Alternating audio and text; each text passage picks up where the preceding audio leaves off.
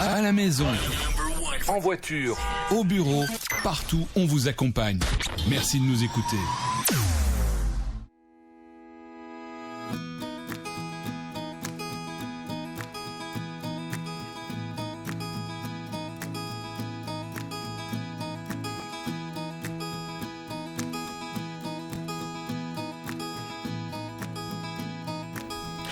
Tribune Santé à mes auditeurs et internautes de Radio Afrique Santé, bonjour et bienvenue. Favoriser l'accès aux soins de santé pour tous les résidents du territoire national du Bénin, une préoccupation de l'État béninois qui s'est traduite par l'assurance maladie obligatoire à travers la loi du 7 novembre 2019, dont le décret des modalités de sa mise en œuvre est officiellement connu des Béninois depuis le 21 juin 2023.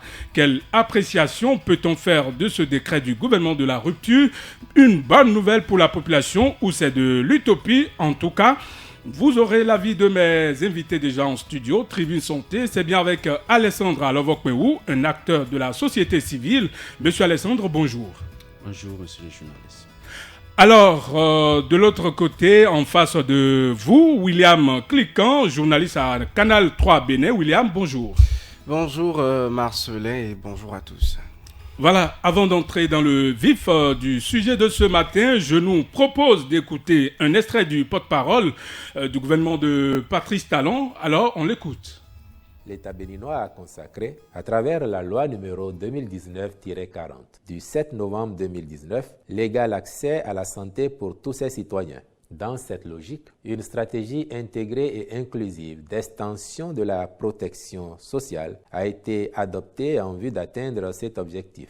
Cela s'est traduit par la mise en place du projet Assurance pour le renforcement du capital humain. Toutefois, l'adhésion volontaire à une assurance maladie ne peut, à elle seule, permettre d'y parvenir. Aussi, le gouvernement a-t-il sollicité de l'Assemblée nationale le vote de la loi numéro 2020-37 du 3 février 2021 relative à la protection de la santé des personnes, laquelle rend obligatoire l'assurance maladie pour toutes les personnes résidentes au Bénin. À propos du porte-parole du gouvernement de Patrice Talon, M. Wilfried Léandre Rumbedi. Alors, M. Alessandre, vous avez écouté le porte-parole du gouvernement. Dites-nous, quelle est votre appréciation de cette nouvelle? Je pense que c'est une très bonne nouvelle pour tous les Béninois, de l'intérieur comme de l'extérieur, mais aussi pour toute personne étrangère résidant au Bénin. Parce que lorsque un gouvernement prend la mesure de la santé de sa population, vous savez que notre Constitution a dit que la vie humaine est sacrée et on doit préserver. L'État béninois doit garantir par tous les moyens la santé de sa population. Et notre pays aussi a pris des engagements fermes au plan international de rendre la santé accès aux soins de santé de qualité pour tous, quel que soit, sans barrière financière, en respectant, sans qu'il y ait de barrières géographiques. Vous voyez, donc, lorsque notre État prend l'engagement de la couverture universelle en santé et de façon la Constitution demande à l'État de garantir la santé de sa population, il est très important pour un État très sérieux de prendre les mesures nécessaires d'aboutir à cette couverture universelle en santé. Donc, l'assurance maladie obligatoire est un système de solidarité nationale qui permet à tous les citoyens, quel que soit leur profil, leur situation sociale, d'accéder aux soins de santé de qualité. Et donc, cette marche progressive vers cette universalité de la santé pour tous en République du Bénin devrait être une joie pour tous citoyens béninois, et particulièrement pour la société civile. D'accord, pour la société civile, puisque vous faites partie du moins de cette société. Alors, William Cliquant, comment vous appréciez également cette décision? Ou que dis-je, ce décret? Oui, ce décret gouvernemental est d'emblée à saluer. On a beau lui reprocher plusieurs autres choses, mais d'entrer dans un État comme le nôtre, dans lequel la santé est délaissée au rang de la satisfaction de certains droits socio-économiques des populations, on a priorisé plutôt parfois pendant le premier quinquennat du président Patrice Talon la réalisation de certains droits grâce à la construction de plusieurs infrastructures, à l'aménagement du cadre de vie. Tout ceci entre dans le cadre du respect des droits socio-économiques des populations, mais le droit à la santé, le droit à l'éducation sont les droits les plus en vue en matière de ces privilèges dont doivent bénéficier les populations. Donc, d'entrée, c'est intéressant de savoir que l'État s'y penche, même si mon vis-à-vis l'a rappelé tout à l'heure, ce n'est pas encore une couverture sanitaire universelle, ce n'est pas encore l'universalité, et on va venir dans les détails tout à l'heure, mais cette première marche a été attendue pendant longtemps, et qu'on y arrive maintenant avec déjà la concrétisation, parce que ce n'est pas la première fois que c'est annoncé. Sous Boni Yayi, nous avons eu le RAMU, l'ancien chef d'État. Absolument, l'ancien chef d'État. Nous avons eu le régime d'assurance pour maladie universelle qui avait vocation d'être une couverture santé intégrale, une couverture santé universelle, mais qui n'a pas été implémentée comme cela se doit. Quand on demande aujourd'hui aux agents de santé, dans les formations sanitaires publiques aujourd'hui, on a déjà des gens qui, grâce à la carte Arche, ont déjà des soins. Pour moi, c'est louable. D'accord. Alors, on va écouter une fois encore le porte-parole du gouvernement du Bénin sur les cibles concernées par cette assurance. Il est prescrit que l'État, les établissements publics et les collectivités territoriales prennent en charge, partiellement ou totalement, les frais de souscription d'une police d'assurance maladie concernant le panier de soins de base pour les cibles ci-après. Les salariés du secteur public, leurs conjoints et leurs enfants à charge. Les salariés des établissements publics ou organismes publics non commerciaux, leurs conjoints et leurs enfants à charge. Les étudiants béninois résidant au Bénin et bénéficiaires d'une allocation de l'État. Les retraités du secteur public, leurs conjoints et leurs enfants à charge. Les retraités du secteur privé à faible revenu, leurs conjoints et leurs enfants à charge. Les pauvres extrêmes et non extrêmes. Il est à préciser que l'assurance maladie n'est souscrite par l'État pour ses cibles qu'en l'absence d'une couverture par une police prenant en charge le panier de soins tel que défini. Quant aux employeurs du secteur privé et aux organismes publics commerciaux, ils souscrivent obligatoirement une police d'assurance maladie intégrant au minimum le paquet de soins de base pour leurs salariés, leurs conjoints et leurs enfants à charge. Les retraités du secteur privé pour leur part souscrivent une police d'assurance maladie pour eux-mêmes, leurs conjoints et leurs enfants à charge. Il leur est offert la possibilité de se faire prélever la prime d'assurance à la Caisse nationale de sécurité sociale. S'agissant des acteurs des professions libérales et autres personnes exerçant pour leur propre compte, ils souscrivent une police d'assurance maladie pour eux-mêmes, leurs conjoints ainsi que pour les enfants à leur charge. Il convient de préciser que les employeurs relevant aussi bien du secteur public que privé assurent le paiement de la prime d'assurance pour le panier de soins de base à hauteur de 80% au moins. En ce qui concerne l'État, il prend entièrement à son compte la prime d'assurance pour les pauvres extrêmes et la moitié pour les pauvres non extrêmes.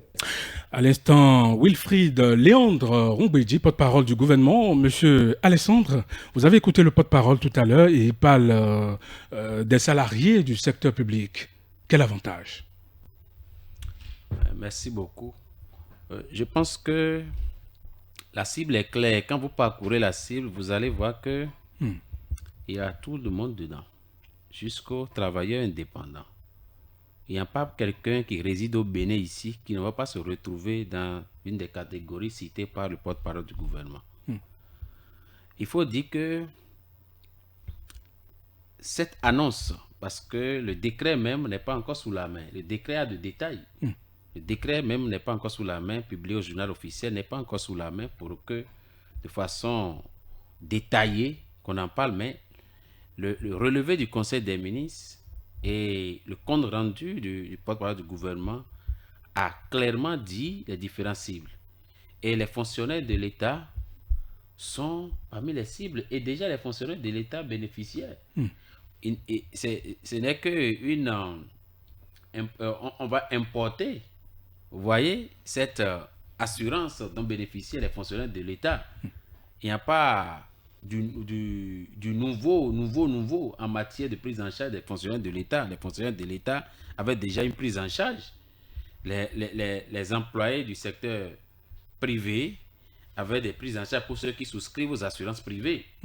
Même si le Code du travail l'avait déjà obligé et personne ne se sentait pas obligé d'assurer ses employés. Sinon, le Code du travail avait déjà prévu la prise en charge 80% des soins de santé de son employé. Mais ici, on précise que l'employeur doit prendre en charge son employé, son époux et les enfants en charge. Et la prime, la souscription doit être au moins à 80% du panier de soins de base. Et le panier de soins de base est ce qui est obligatoire pour tout citoyen résident au Bénin. Si quelqu'un veut, il peut souscrire pour avoir plus d'avantages. Mais ce qui est basique, les affections qui sont là, peut-être qu'on en parlera tout à l'heure. Tout à fait. Ces affections-là, c'est le panier minimum auquel tout citoyen, les chefs de l'État béninois, pour ses fonctionnaires, les retraités, ceux qui sont dans le privé, le patronat, tous ceux qui sont dans le secteur privé, ils doivent souscrire à ça. Celui qui est indépendant doit souscrire à ça. Et maintenant, les pauvres extrêmes ont été déjà identifiés. Vous savez qu'on a fait la phase pilote de ce projet-là. On va en arriver là tout à l'heure.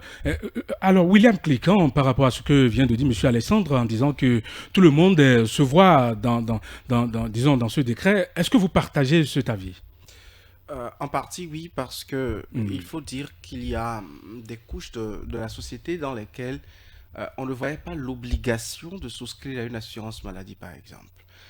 Quand le relevé du Conseil des ministres tient compte où on cite, par exemple, les travailleurs en profession libérale. Vous savez, pour la plupart du temps, les commerçants et autres travailleurs du secteur libéral, parce qu'ils ont les moyens de prendre en charge leurs soins quand ils surviennent, quand des cas de maladie surviennent ou quand ils ont des difficultés de santé pour eux-mêmes et pour les enfants dont ils ont la charge ou parfois des proches, ils ne souscrivent pas la plupart du temps et même parmi eux, il y en a qui sont des personnes instruites, des personnes diplômées qui n'accèdent pas à la souscription pour des questions d'assurance. Mais là-dessus, je ne pense pas qu'il faut s'attarder forcément sur le fait que nous couvrons désormais ou il est tenu rigueur désormais à tout le monde de le faire. Parce que notre cher ami de la société civile l'a rappelé, le Code du travail imposait déjà d'abord l'existence d'un contrat réel de travail entre tous les agents du secteur privé et leurs employeurs, et ensuite les avantages y afférents,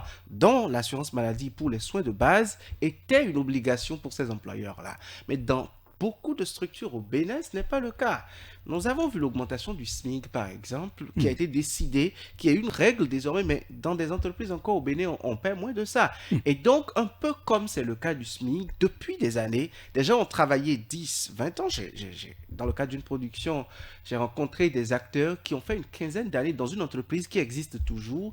Ici au Bénin ? Ici au Bénin, qui est assujettie à des impositions et à des droits fiscaux au Bénin, mais dans laquelle des agents n'ont toujours pas de contrat de travail et donc, par ricochet, pas d'assurance, même de déclaration à la Caisse nationale de sécurité sociale pour qu'on parle d'assurance maladie. Et c'est les entreprises, excusez de peu, dans lesquelles on en arrive même parfois à ne pas trouver des prêts, à éponger après sur salaire quand on est souffrant, bien qu'on est agent de la maison depuis des années. Je trouve que c'est là même que se trouve le bas blesse de cette décision. On impose, la réglementation est là, la loi est là, la norme est là, le règlement est là, le décret.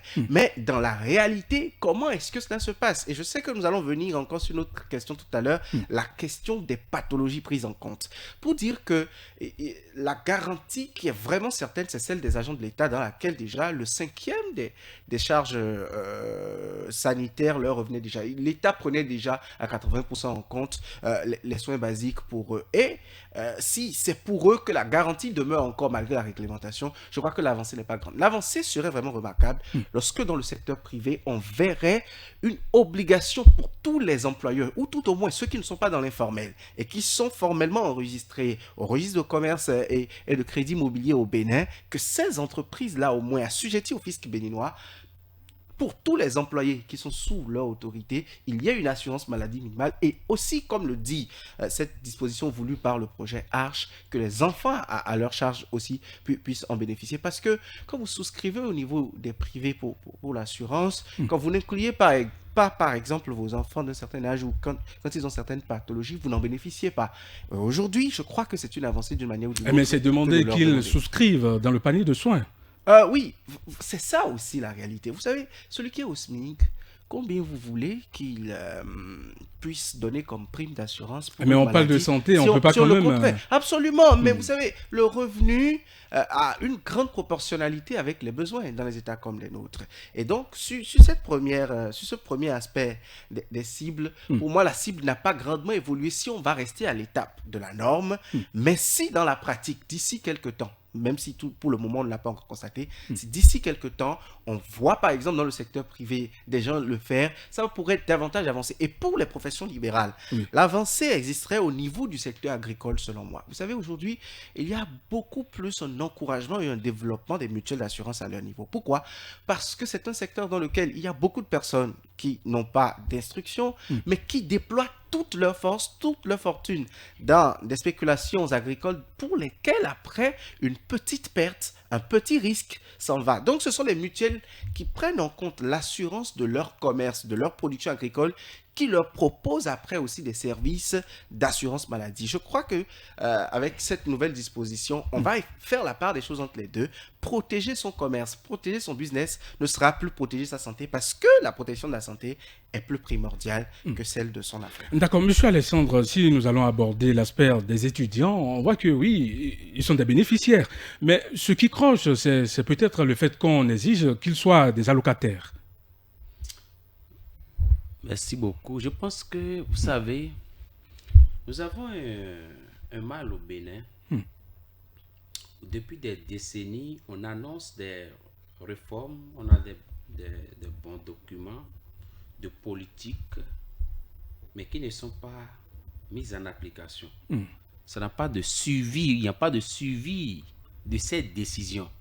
Ce qui fait que les initiatives ne sont pas durables ou bien ne sont pas pérennes dans le temps.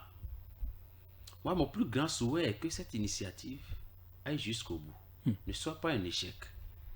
Et je l'ai dit sur plusieurs zones déjà pour dire que lorsqu'il s'agit de la santé pour tous et que la loi de la République le rend obligatoire, l'État a le pouvoir administratif de le rendre obligatoire par tous les moyens. Quand vous voyagez, ou bien vous voulez vous inscrire dans des écoles en Europe ou dans d'autres pays que moi je connais, si vous n'avez pas votre attestation d'assurance dans les pièces, on ne vous prend pas. C'est de rendre cette attestation, c'est tout. Dès l'instant où, dans le relevé, on a dit que la CNSS étant le garant du régime de protection sociale en République du Bénin, doit s'assurer désormais, dans un délai de 12 mois, à faire des mises en demeure en la matière et à s'assurer que chaque employeur paye la prime. Monsieur Alessandre, je parle plutôt des étudiants allocataires, où c'est dit dans le décret qu'ils doivent être des allocataires, voilà. Oui, mais ces étudiants... Pourquoi forcément des allocataires? Parce que nous avons des étudiants qui n'ont pas des allocations. Non. L'étudiant allocataire, c'est de ça qu'il s'agit dans le décret, non? C'est tous les étudiants, sans distinction, qui sont pris en charge. Il n'y a pas quelqu'un qui n'aura pas sa prime d'assurance. Non. Je vous rejoins un peu dans cet avis parce que l'intitulé du relevé dit « Les étudiants béninois résidant au Bénin et bénéficiaires d'une allocation de l'État ». Donc, je pense un peu qu'il y a d'abord tous les étudiants et on précise aussi que les allocataires vont le prendre parce que ceux qui étaient allocataires par le passé, je ne sais pas si ils ont tous les privilèges dont l'assurance santé. Mais les non-allocataires, j'en ai connu qui en ont bénéficié même d'une position d'étudiant. J'ai également bénéficié d'une assurance, d'une couverture à hauteur de 4/5 sur des prises en charge sanitaires. Et l'État avait géré. Ça concerne tous les étudiants en République du Bénin. En République du Bénin. Qui ont le statut d'étudiant, l'État prend en charge leur allocation. C'est ce qui est dit clairement. Bon, maintenant, par le passé, c'était beaucoup plus les universités publiques. Je ne sais pas si désormais ceux qui ont le statut d'étudiant dans les universités privées... Il faut que ça soit expliqué parce que les gens sont en train de faire la confusion depuis... C'est pour ça que je vous disais que il y a des détails qui ne sont pas encore dans le relevé du Conseil des ministres, qui serait dans le décret même quand nous aurons le papier en main, publié au journal officiel. Et je pense que ceux qui se sont inscrits dans le privé, c'est sûr, comme dans d'autres pays, on va leur réclamer, leurs parents seraient obligés de payer cette prime d'assurance annuelle pour eux dans les pièces. Je ne sais pas si vous comprenez. Tout à fait. Ça peut être des possibilités pour les étudiants du secteur privé qui ne sont pas allés dans le public. Maintenant, comment ceux du public, on va se comporter, on ne le sait pas encore. Mais une chose est sûre, tout est cible, tous ceux qui sont en République du Bénin, on tient compte de toutes ces personnes. Mais les étudiants, comme dans d'autres pays, publics comme privés, pour l'inscription, vous avez besoin d'approuver votre prime d'assurance. Mais comment il prend en charge dans le système, cela, nous aurons plus de précision là-dessus. D'accord.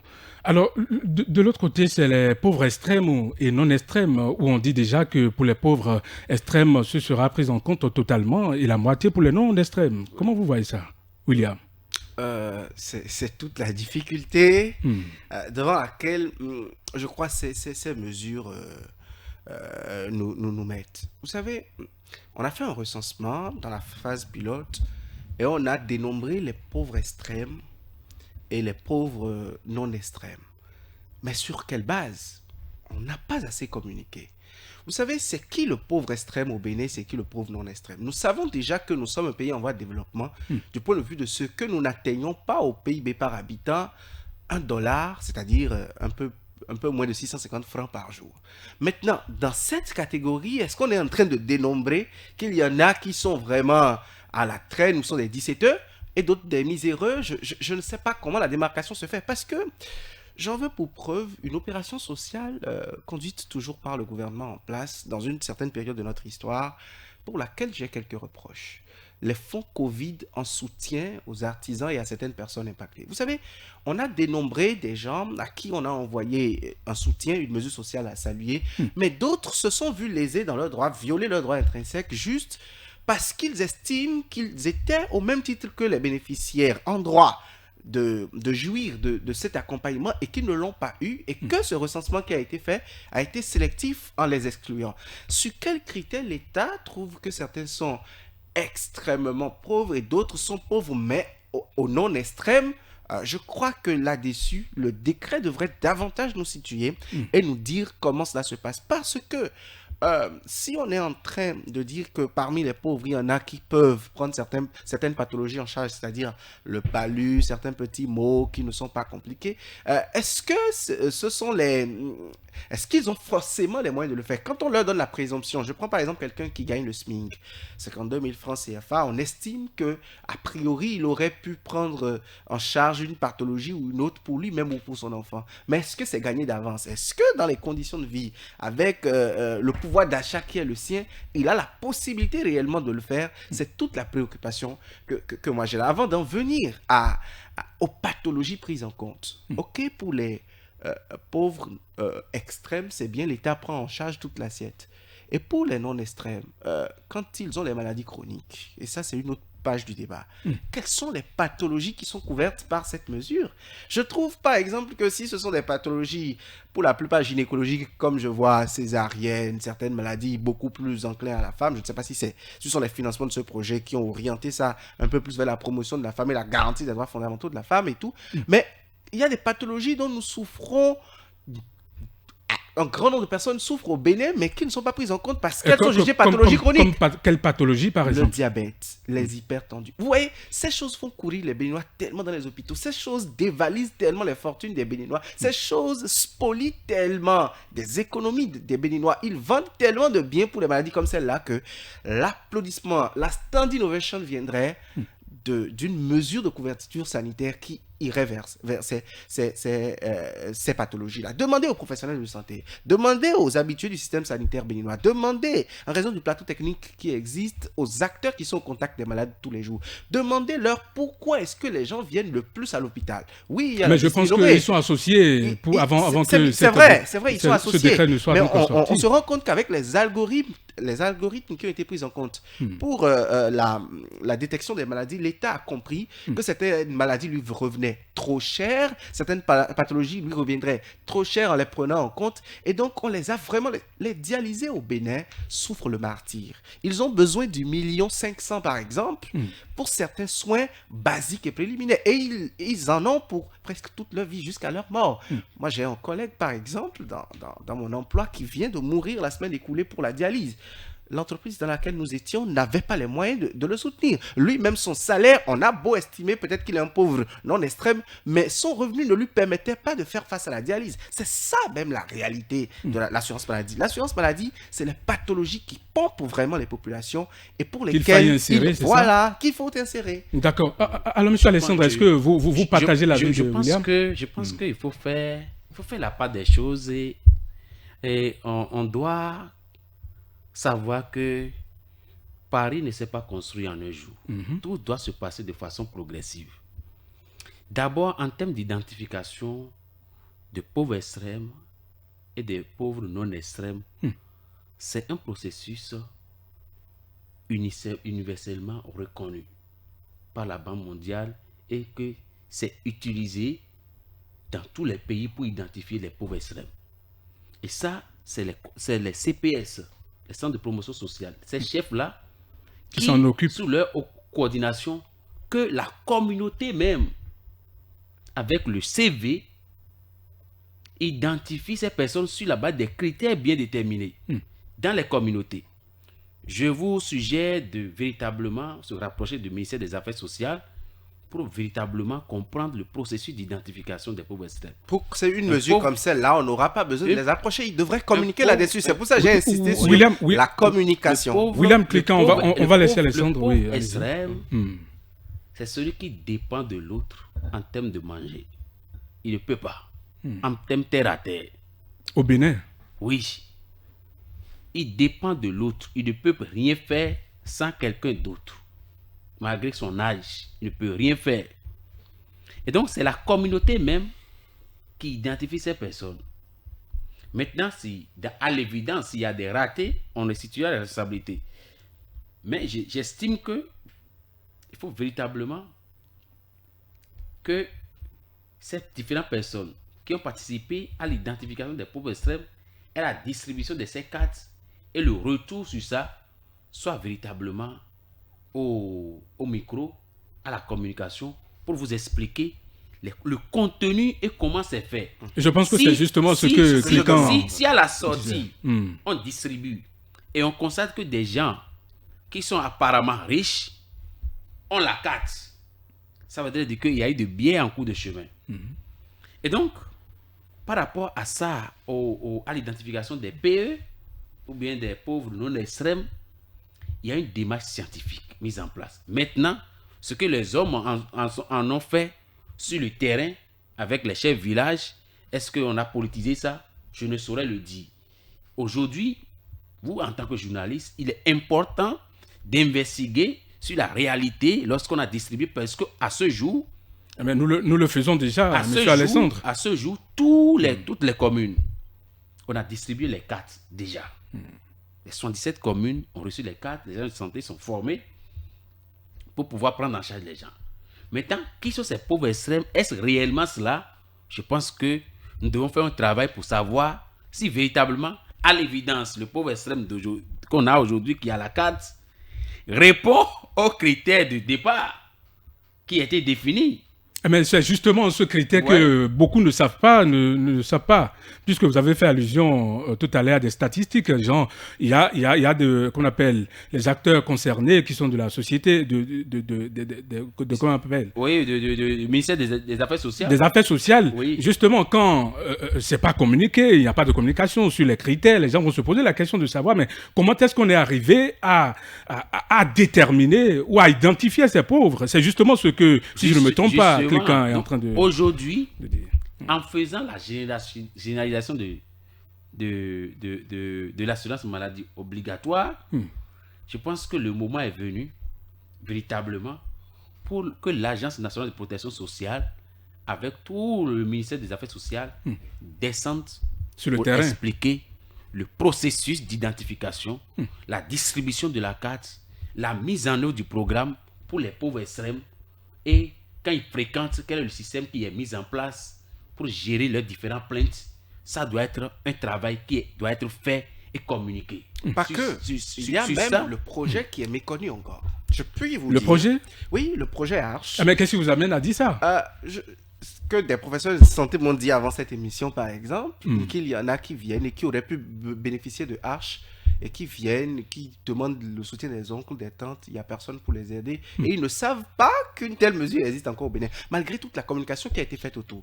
Pour dire que le manque de communication sur les critères, par exemple, je sais qu'on n'a pas communiqué sur les critères, mais qu'on a communiqué au moins sur le projet. Mais malgré la communication sur le projet, des gens existent encore dans ce pays et auraient pu bénéficier, par exemple, de cette assistance. Vous savez que l'État met à leur disposition. Sur un projet, la difficulté que, comment on appelle... Le problème aujourd'hui, et je suis en phase avec lui, le type de communication utilisé, est-ce que cela répond à la réalité, à la cible? Parce qu'on dit pauvre extrême. C'est supposé que pauvre extrême n'a ni radio ni télévision. Ou bien, tout à fait. C'est celui qui est n'a pas du tout les moyens. Donc, dans un milieu reculé. Cela voudrait dire que est-ce qu'on a utilisé des communications de proximité qui n'a ni radio, ni télévision, ni des affiches grand public dans les pays? Est-ce qu'on a utilisé le système de communication naturelle dans les communautés à travers le système d'information décentralisé ou à travers les relais communautaires pour en arriver là aujourd'hui? Parce que quand ils utilisent, ça marche. Ils l'ont utilisé récemment, par exemple, pour la distribution des moustiquaires imprégnés. Les gens, ils sont sortis, ils ont été chercher leurs moustiquaires chez leur chef village et tout. Ces stratégies de communication utilisées pour des impacts communautaires, ça existe au Bénin. Je pense que c'est davantage ces choses qu'il faut amplifier. Parce que Arch même est encore méconnu, malgré tout ce qu'on a dit. Vous savez, des gens instruits, des gens qui disposent du minimum pour avoir l'information, savaient, par exemple, qu'au début de cette année, dans les mesures du hautement social, l'une des mesures, c'est que l'assurance santé obligatoire devrait devenir une réalité. Mais je puis vous dire que nous avons dépassé le mi-parcours dans l'année, mais il y en a qui sont instruits, qui sont informés tous les jours, mais qui ne peuvent pas vous dire si c'est devenu une réalité ou pas, c'est-à-dire si les mesures ont été implémentées ou pas. Je pense que la problématique de communiquer sur le projet, c'est une urgence aujourd'hui. D'accord. Je pense que c'est à cet exercice, on est là maintenant.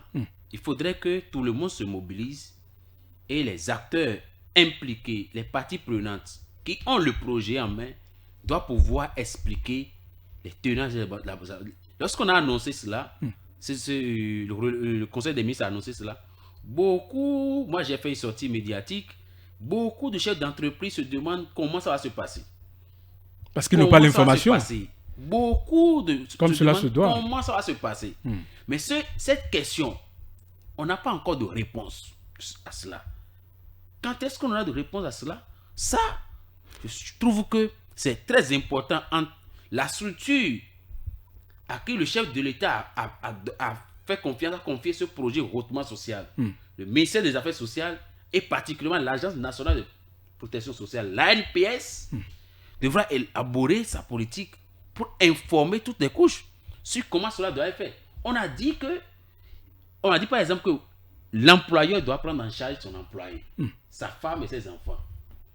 Est-ce que la prime est contenue dans le brut, les 52 000 de son SMIC, ou bien c'est une prime à ajouter à ça? C'est des détails à donner. C'est des détails clairement à donner. Comment le chef d'entreprise peut se comporter aujourd'hui? Est-ce que c'est en dehors du SMIC qui va ajouter la prime? Lui qui fuit déjà, lui, le chef d'entreprise capitaliste qu'il est, qui fuit déjà certaines dispositions réglementaires et légales qui sont basiques. Pour son entreprise. Pour son entreprise et pour ses employeurs. Je vous dis, vous savez, peut-être quand on est au contact des populations un peu plus, ou quand on est dans le secteur privé, on comprend un peu la réalité.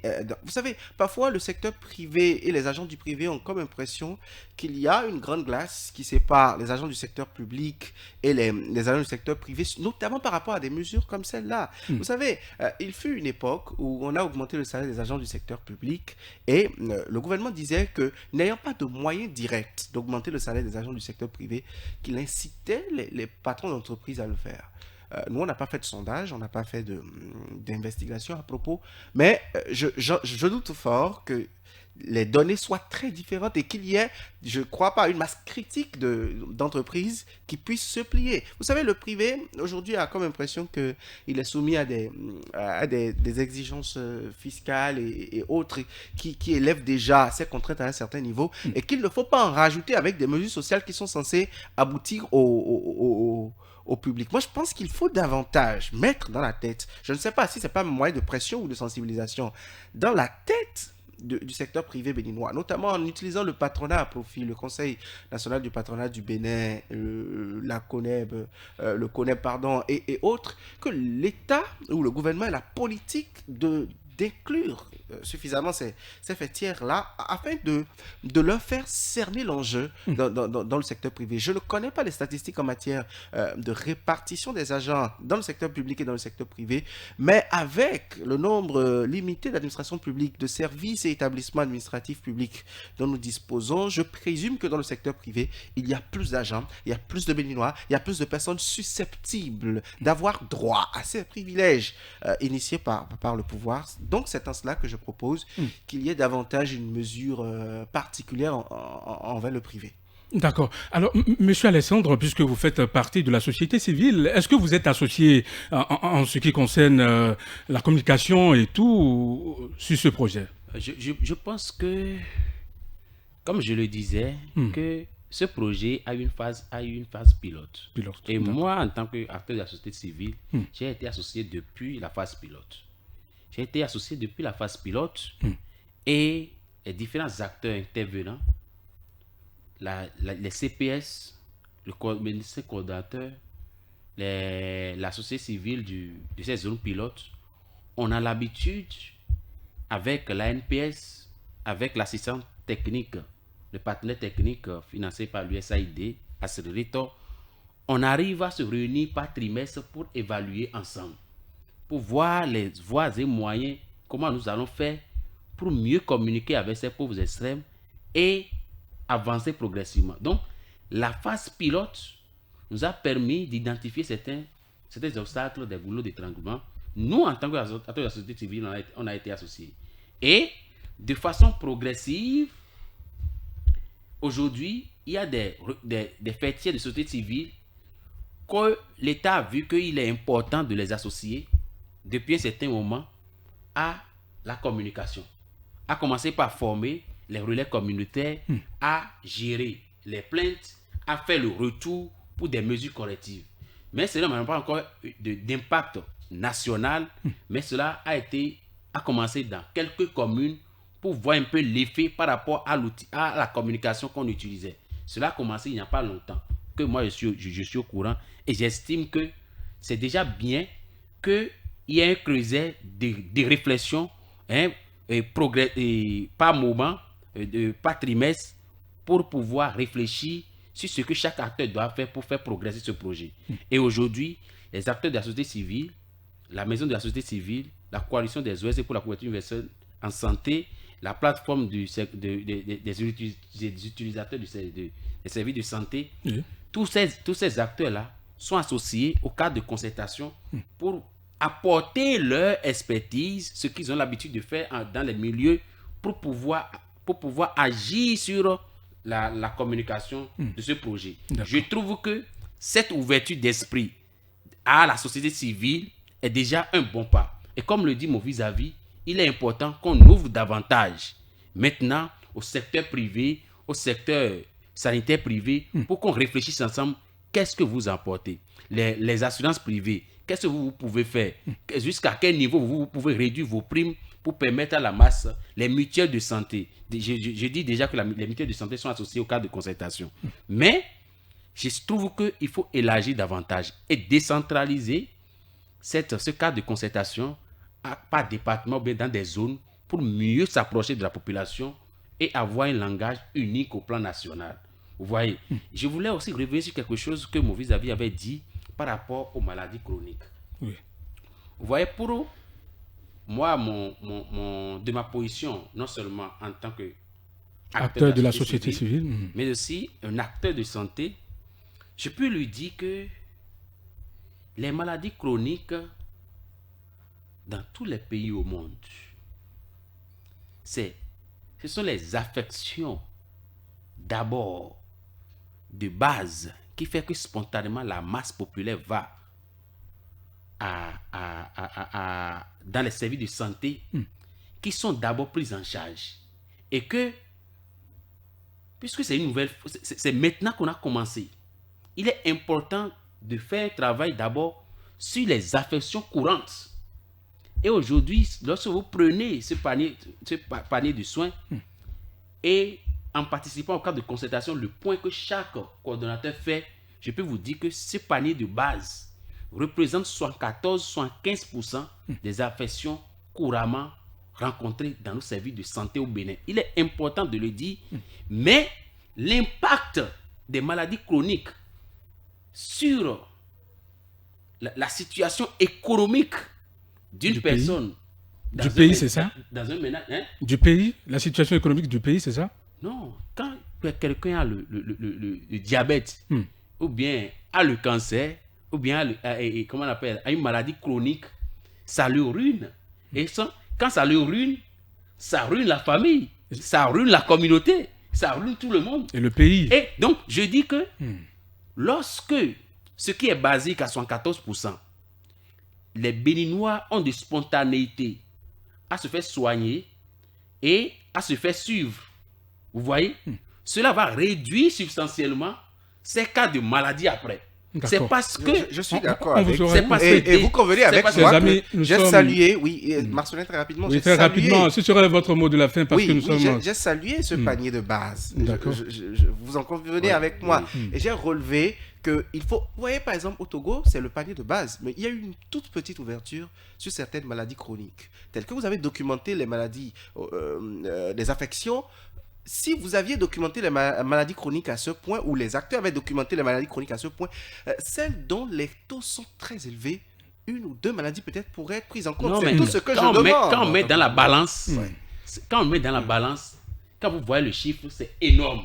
Il faut d'abord commencer ce qui est là, et progressivement, on mettra les autres dans la balance. Il faut quand même féliciter le début, voilà. C'est un début. Donc, c'est un début qu'il faut véritablement accompagner à tous les niveaux. On vous aurait déjà compris, je crois que nous sommes pratiquement à la fin de cette émission.